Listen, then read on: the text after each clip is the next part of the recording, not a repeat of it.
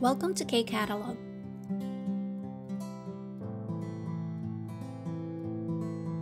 Munhwa Chongbo Culture and Information part na po tayo ng Level 3 Unit 15. So page 200 po yan sa textbook, and then yung Ohui or vocabulary part natin, page 201. Title ng ating passage, Iminja Sangdam Center. Iminja means immigrant. Sangdam, counseling. Center. First sentence tayo. 한국의 이민자가 증가하면서 이민자들이 문제를 해결해 주거나 상담해 주는 기관도 늘고 있다. Sabi dyan, as the number of immigrants in Korea increases, the number of organizations that help solve or provide counseling for immigrants is also increasing. So again, sa Tagalog, dito daw sa Korea, habang tumataas or dumadami yung bilang ng mga imigrante, yun naman daw mga organizations ay tumataas din ng bilang or dumadami din. So organizations na nagbibigay ng counseling or tumutulong na ma-resolve yung mga problems or issue ng mga immigrants. Next sentence. 이민자를 위한 상담 기관은 한국에 살면서 겪는 어려움을 상담해 주거나 구체적인 해결 방안을 마련해 준다. So next sentence naman, ang sabi, counseling organizations for immigrants provide counseling on the difficulties they face while living in Korea and provide specific solutions. So again, 마련해 준다. So they give or provide specific solutions, 구체적인. So, specific, and then 해결 방안, solution. So, yan daw yung ginagawa nila, no? They provide or they also give yung counseling nga. Para sa difficulties na kinakaharap, so yung 겪는 어려움. So, difficulties that they are facing habang nakatira dito sa Korea. So, again, yung second sentence natin, dinescribe niya lang in detail, no? Kung ano yung mga organizations na tumutulong para sa mga immigrants. So, iminja, immigrants, wihan. So, for the immigrants, yan nga. Yung mga counseling institution daw or organization. Tapos yung binanggit ko kanina, no? They provide specific solution and at the same time, provide counseling para sa mga difficulties na kinakaharap habang nakatira sa Korea. And then, dito tayo sa second paragraph natin. 이민자를 대상으로 한 상담센터는 지역별로 여러 곳이 있지만 대표적인 예로 외국인 노동자 지원센터가 있다. So sabi dito sa first sentence ng second paragraph, there are several counseling centers for immigrants in each region. 지역별로, so ito yung for every region, 여러 곳이 있지만. So hanggang dito muna tayo sa 있다. So meron daw iba't ibang counseling center for every region. And yung target ng mga counseling center na yon is yung mga immigrants. Ituloy natin itong Jiman, yung may Hajiman part, no? So, sabi dyan, but a representative or notable example is itong 외국인 노동자 지원 센터. So, yung pinaka kumakatawan daw, no? 대표적인, kumakatawan na example ng Sangdam Center or Counseling Center is yung 외국인, so yung yero, for example, ito. Example is yung 외국인 노동자 지원 센터. Yung workers are foreign, yung 외국인 dyan, no? 외국인 foreign, 노동자 workers, then 지원 center. Okay, support center. Again, ito ay foreign workers support center.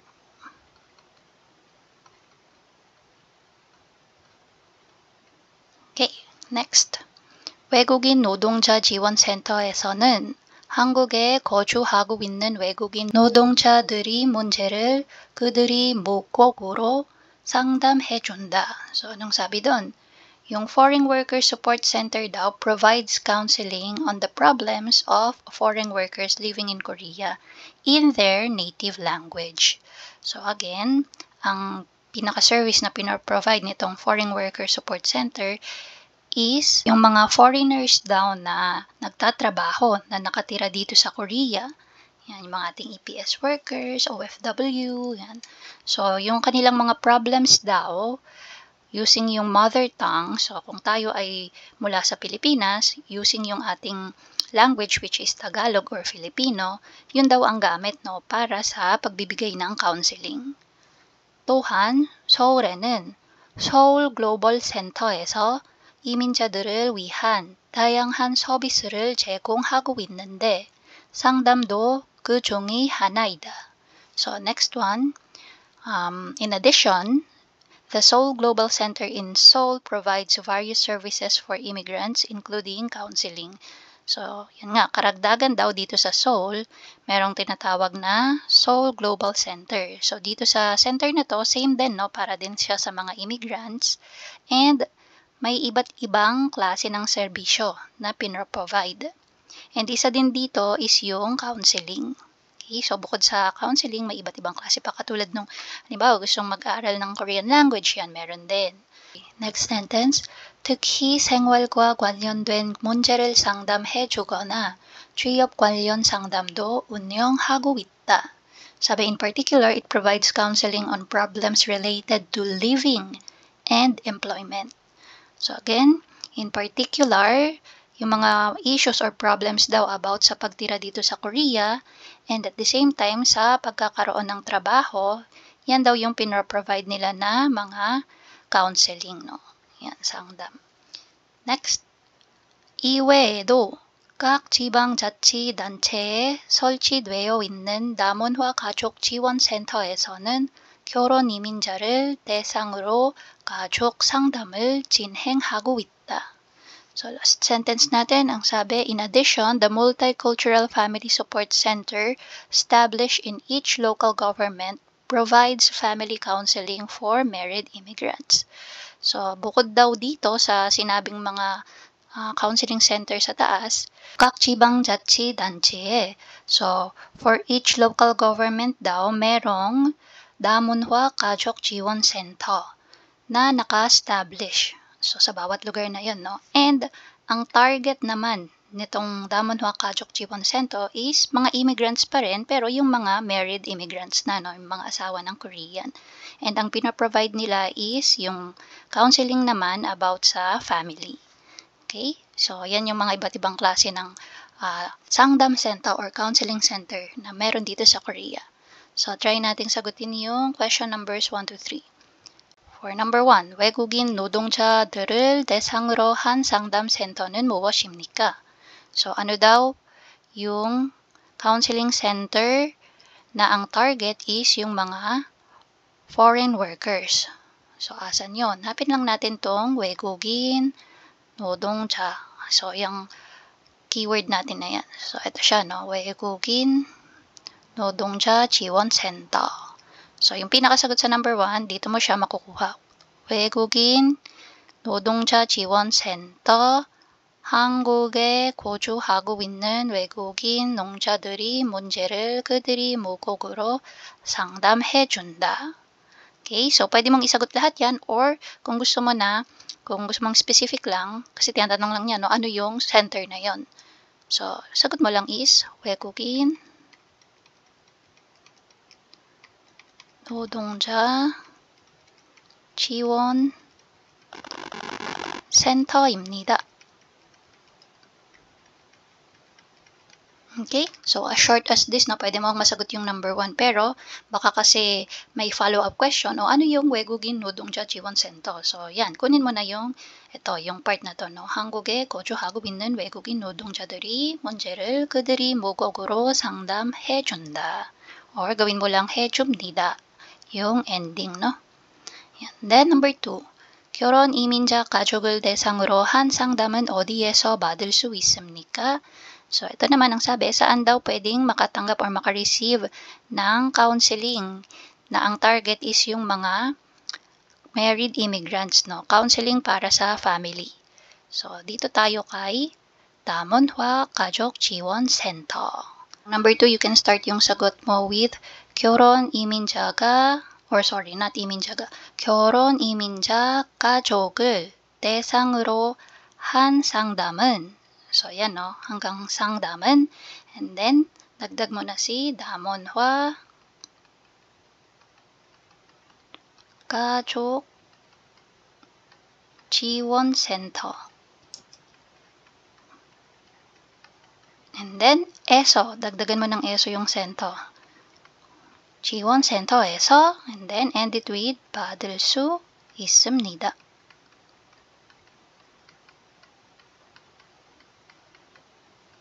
Okay, 3. 여러분 주변에 이민자를 대상으로 한 상담센터로 무엇이 있습니까? So, ikaw naman daw, ano yung counseling center na ang target is mga immigrants na meron dyan sa lugar mo. So, again, no, you can check kung ano yung merong counseling center na malapit sa lugar mo. Kung 외국인 노동자 지원 ba yan, or Seoul Global Center ba yan, or 다문화 가족 지원 center. So, kung ano man sa mga yan na nabanggit ang malapit sa'yo, yun lang yung pwede mong isagot dito. Okay, so that's for the culture and information part. Punta tayo kay vocabulary review.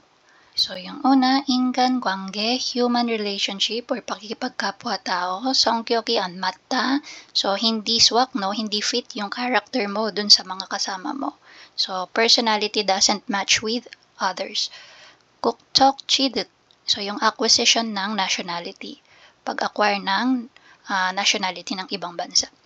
제자리 걸음. So, yung stand still, or parang hindi ka nagalaw sa iyong tatayuan, no? Parang kahit anong try mo na umalis doon or kung ano man yung effort na ginagawa mo, parang hindi ka nag-i-improve. So, byongheng-hada, to balance. 두렵다, scared. Kobugan, ito yung relationship between mother-in-law and daughter-in-law. So, yung kanilang mga conflict, ayan, kobugan, 갈등. 불투명하다, opaque or unclear. Okay, malabo. So, 되풀이하다, so repetitive or paulit-ulit.